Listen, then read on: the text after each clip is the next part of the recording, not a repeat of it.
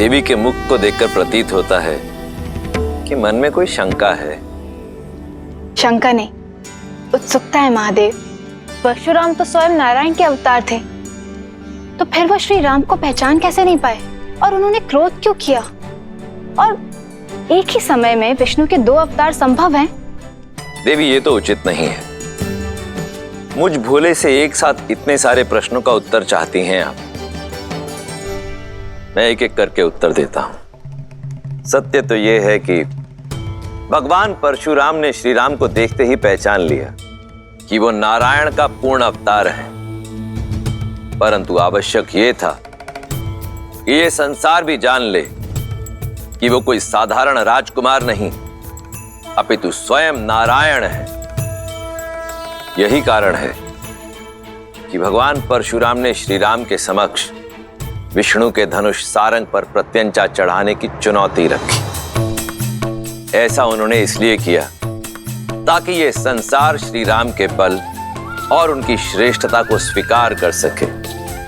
रही बात 2 भिन्न अवतारों की, तो यदि लक्ष्य भिन्न हो तो नारायण अवश्य ही 2 अवतार भी ले सकते हैं। जहां एक और भगवान परशुराम ने सतयुग में धर्म और न्याय की स्थापना हेतु अवतार लिया, वहीं त्रेता युग में प्रभु श्री राम ने मर्यादा की स्थापना हेतु अवतार लिया। जय श्री राम। जय श्री राम।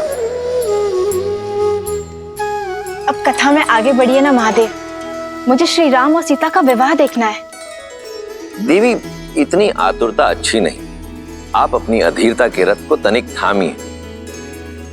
हम सीता और राम के विवाह की बात कर रहे हैं। कितने प्रबंध करने होते हैं, कितने काम होते हैं, उसमें अभी समय लगेगा। परंतु तब तक मैं अपनी प्रिय का मन बहलाने के लिए आपको इसी कथा के एक अन्य पात्र की कथा सुनाता हूं। कौन है वो? मेरा परम भक्त लंकापति रावण, जो अब तक ना तो सीता स्वयंवर में हुए अपने अपमान को भूला था,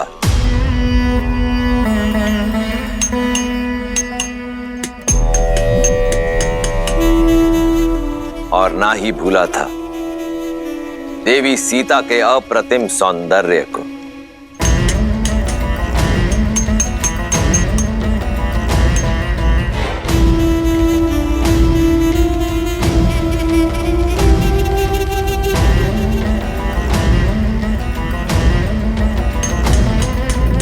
भैया, भैया वो विद्युत जीवा।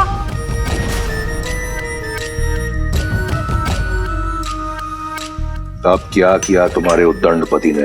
भैया वो कल रात लौट आया।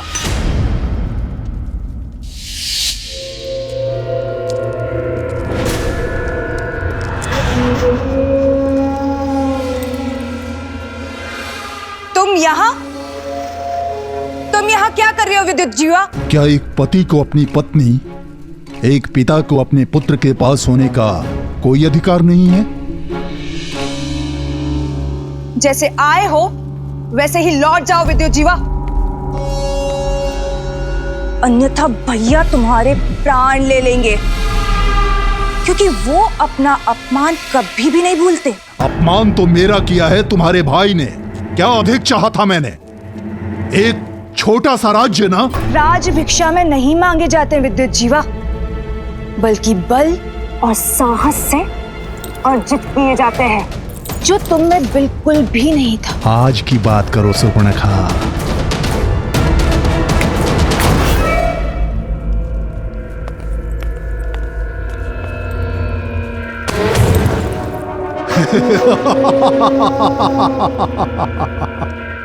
अब मैं वो दुर्बल विद्युत जीवा नहीं रहा।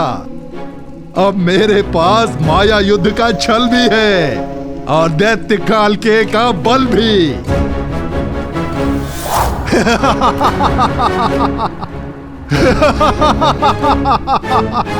ये काल किया?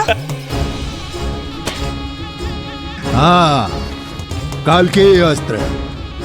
मैं रावण से डरकर भागा नहीं था सुर्पणखा। मैं तो सज्ज हो रहा था उसका सामना करने के लिए।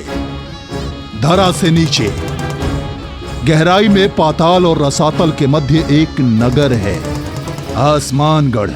मायावी नगर है वो, जो रक्षित है नीवट कवच दानवों द्वारा, जो माया युद्ध में प्रबल हैं। और अकेला नहीं हूं मैं, रावण के भय से छुपे आसमानगढ़ में मेरे संबंधी दैत्य काल के भी मेरे साथ हैं। कुछ नहीं कर पाएंगे तुम्हारे ये काल के, क्योंकि स्वयं काल मेरे महाशक्तिशाली भाई का दास है। महाशक्तिशाली? अरे तो कहां है सीता, कहां है शिव धनुष? हाँ, उसकी शक्ति का प्रदर्शन पूरे संसार ने मिथिला में देखा था। अब समय मेरा है, लंका अब मेरी होगी, रावण का अंत होगा। मूर्ख हो तुम, देव असुर यक्ष गंधर्व, कोई भी मेरे भाई को मार नहीं सकता। मार नहीं सकता तो बंदी बना लूंगा, पर रक्तपात से क्या लाभ? अरे जाओ जाओ, जाकर समझाओ अपने भाई को, सिंहासन त्याग कर मुझे सौंप दे, अन्यथा मेरे पास दूसरे मार्ग भी हैं। भैया, मैं आपका अहित होते हुए नहीं देख सकती, मैं आपका घात होते हुए नहीं देख सकती, इसलिए आपको सावधान करने चली आई। क्षमा कर दीजिए विद्युत जीवा को, मूर्ख है वो, और मेरा पति है। भैया, आपका ये मौन मुझे भयभीत कर रहा है भैया। अरे बड़बोला है वो। बड़बोला? पहली बार सही बोला। सत्य है, मैं लंका के सिंहासन योग्य नहीं। बुलाओ उसे, कहो कि रावण सिंहासन त्याग कर वनवास जाना चाहता है।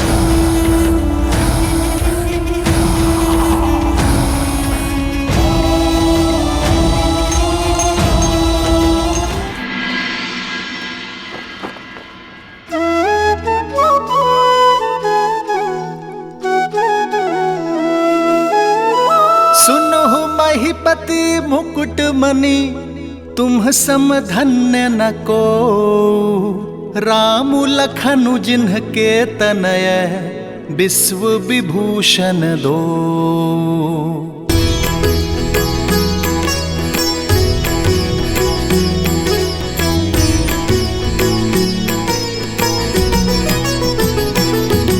हो पूछन जो गुण तनय तुम्हारे, पुरुष सिंधति हो पुर उजियारे।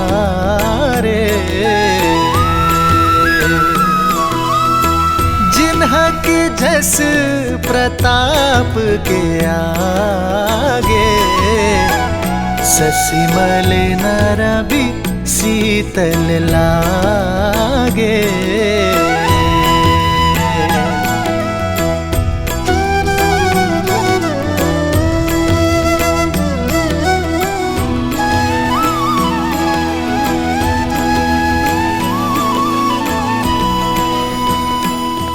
अयोध्या राज की जय हो। महाराज, मिथिला से आपके लिए संदेश है।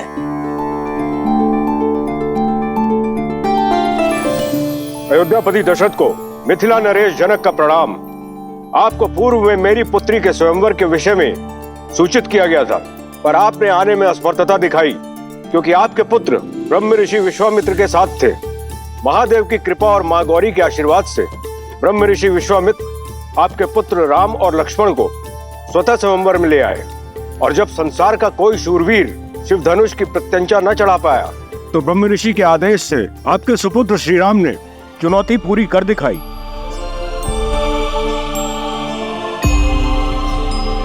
और कुमारी सीता को अयोध्या की वधू बनने का सौभाग्य दिया। ये पत्र मैं अयोध्या के राजा को नहीं, अपने संबंधी को लिख रहा हूं। अपने ज्येष्ठ पुत्र के विवाह को अपना शुभ आशीष और अनुमति दे। ब्रह्म ऋषि विश्वामित्र का अनुरोध और हम सबकी मनुहार है कि आप अयोध्या के सभी राजकुमारों सहित इस विवाह में सम्मिलित हों। राजर्षि परिवार, जनक, मिथिला, निवेदक, आर्यावर्त। दशरथ नंदन की, दशरथ नंदन की, दशरथ नंदन की। मेरे राम ने गर्व से मुझे शिखर पर बिठा दिया है। क्या कही सुमित्रा, कौशल्या, सुना तुमने? महादेव के धनुष पर प्रत्यंचा चढ़ाई है मेरे राम ने।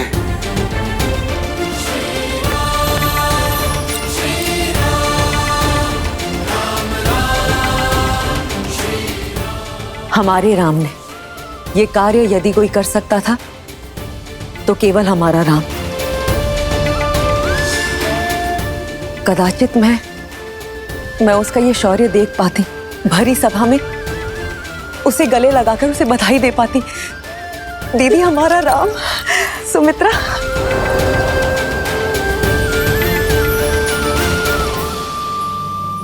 तो ऋषि जवाली, क्या कहती है अयोध्या की नीति? क्या एक पुत्र के विवाह के लिए राजा अपने राज्य को छोड़कर जा सकता है या नहीं?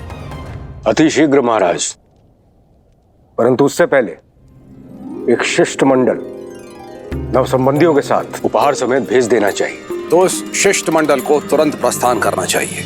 जी। ब्राह्मणों और पुरोहितों के दल को मिथिला की ओर प्रस्थान करने के लिए कहें। राजा जनक को सूचित किया जाए कि समस्त अयोध्या अपने राम के विवाह की साक्षी बनने के लिए मिथिला आ रही है। समय व्यर्थ ना करें ऋषि जवाली, मेरे राम का विवाह है, विलंब ना हो। जैसी आपकी आज्ञा। महामंत्री सुमंत्र, अयोध्या के सभी रथों को सज्ज कीजिए और उन्हें उपहारों से लाद दीजिए। जाओ महाराज। देवी कौशल्या, नव विवाहितों के स्वागत के लिए अयोध्या को एक नव वधू की तरह सज्जित कर दीजिए। देवी सुमित्रा, भरत और शत्रुघ्न को संदेश भेजा जाए कि वो शीघ्र अतिशीघ्र मिथिला पहुंचे। कैकेयी, उत्सव की घड़ी आ गई है, सभी प्रबंधों को देखो, कोई कमी नहीं रहनी चाहिए। मैं गुरुदेव वशिष्ठ से मिलकर आता हूं। ये विवाह उन्हीं के आशीर्वाद से होगा। जी महाराज, मेरे राम का विवाह है, मेरे राम का।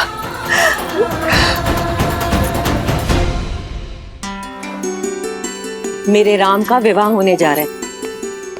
मेरे जीवन की सबसे शुभ सूचना है। मंत्रा, मेरी चूड़ामणि कहाँ है? इतने वर्षों से अपनी वधू के लिए संभाल के रखी थी। विवाह तो राम का है कैकेयी, किंतु तुम ऐसे प्रसन्न हो रही हो जैसे कि भरत की वधू घर आ रही है। ऐसे सज्ज हो रही हो जैसे कि राम तुम्हारे वंश को आगे बढ़ाएगा। मां कहकर नहीं पुकारा होता ना, तो अभी इसी क्षण तुम्हारी जीभ काट देती। वो जीभ जो सदैव शुभ अवसर पर विष उगलती है।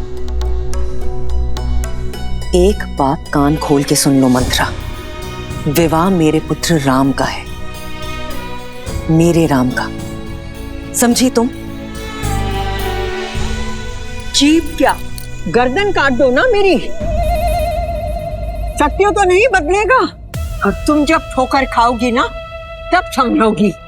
जब राम को जन्म देने वाली मां कौशल्या स्वयं इस विवाह में नहीं जा रही, तो रीतियों की बेड़ियों को तोड़कर महाराज दशरथ तुम्हें वहां कैसे ले जा सकते हैं? रीति तो स्त्रियों के युद्ध में जाने की भी नहीं है रघुवंश में। फिर भी वे मुझे लेकर गए ना, क्योंकि वे मुझसे प्रेम करते हैं। उनकी सबसे प्रिय पत्नी हूं मैं, राम की सबसे प्रिय मां। और फिर अगर वहां जाऊंगी तो भरत से भी भेंट कर लूंगी। अब तो मुझे बातों में मत उलझाओ। शीघ्र मेरी चूड़ामणि ढूंढो। मैं आज एक बार फिर से महाराज को चौंका देना चाहती हूँ। आपने सही कहा था गुरुवर। श्राप के भय से मैं अपनी ही संतान के भविष्य के आड़े आ रहा था। देखिए ना, मेरा राम संसार की सर्वश्रेष्ठ कन्या का वर चुना गया है। यदि उस दिन मैं उसे ब्रह्म ऋषि विश्वामित्र के साथ जाने से रोकता तो राम शिव धनुष उठाकर मेरा और अयोध्या का गौरव किस प्रकार बढ़ा पाता। बहुत बहुत धन्यवाद ऋषिवर। धन्यवाद महादेव का, जिन्होंने राम और अयोध्या के साथ साथ हम सबको यह गौरव दिया। जो भूल करने से बच गए उस पर पछतावा करने से कोई लाभ नहीं पुत्र। आओ राम के इस भव्य विवाह की यात्रा प्रारंभ करें।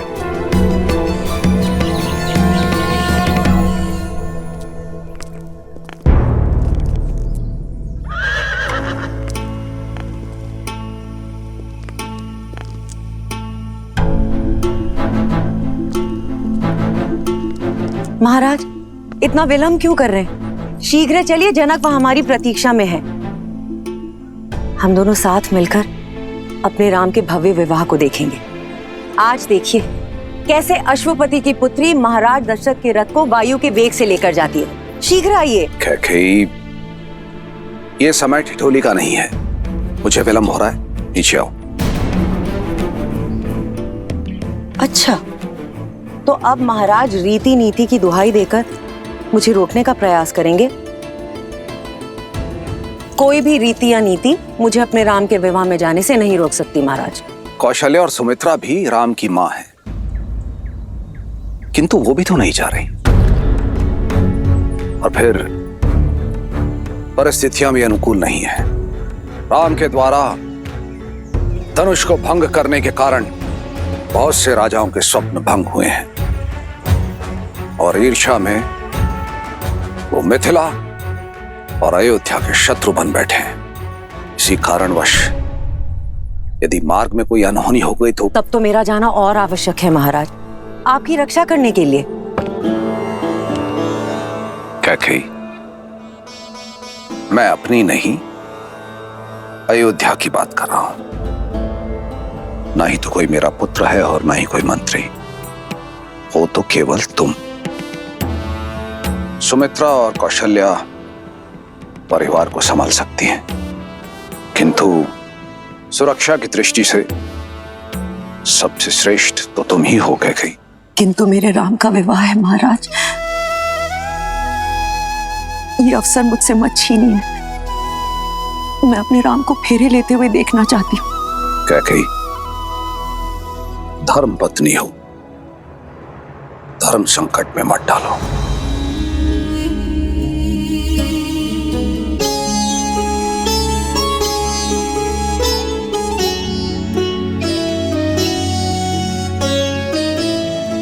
किंतु मैं तुम्हें इस प्रकार भावुक भी नहीं देख सकता। यदि तुम्हारी इच्छा इतनी प्रबल है तो तुम मिथिला जाओ। मैं यहां रुककर अयोध्या की सुरक्षा देखता हूं। महाराज, इतनी स्वार्थी भी नहीं है आपकी कैकेयी। जानती हूं आपके राम में आपके प्राण बसते हैं। उसका विवाह देखना आपका सबसे बड़ा स्वप्न है। ये स्वप्न कैसे छीन लूं आपसे? वैसे भी मेरा मन आपसे थोड़ा अधिक कठोर है, ये पीड़ा सह लेगा। आप जाएं महाराज, अपने पुत्र के विवाह का आनंद उठाएं। अयोध्या की रक्षा करने के लिए आपकी कैकेयी है।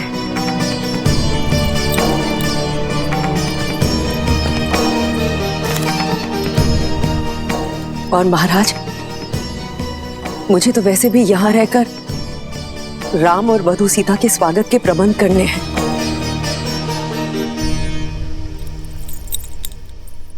ऐसे सजाऊंगी अयोध्या को कि इंद्रलोक की दमक और वैकुंठ की शोभा भी फीकी पड़ जाएगी। प्रिय कैकेयी, ये मेरा वचन है, अगली बार कोई बाधा नहीं होगी। हमारे पुत्र भरत के विवाह में उसकी माता अवश्य उपस्थित होगी और वो हर रीति में सम्मिलित होंगी। आप राम और सीता को मेरा प्रेम दीजिएगा। आप जाए महाराज, विदा।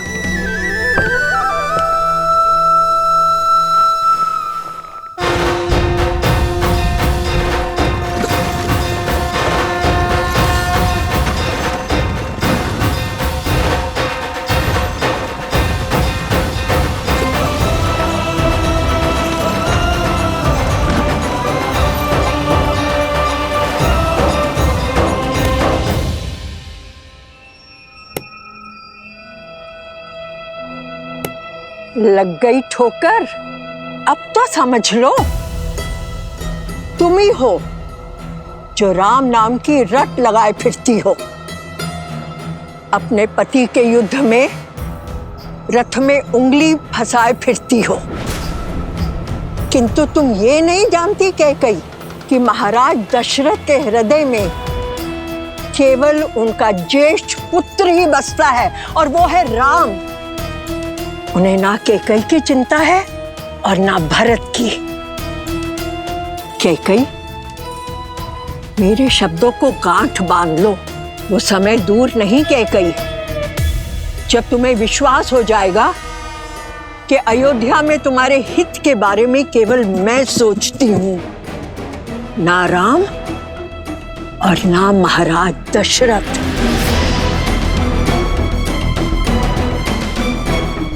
तुम्हें मौन रहने का आदेश दिया था ना, तो मौन रहो। सभी कार्यकारियों को सभा में आने का आदेश दिया जाए। स्वागत के प्रबंध निश्चित करने हैं। अयोध्या का भविष्य मेरा राम लौट कर आ रहा है।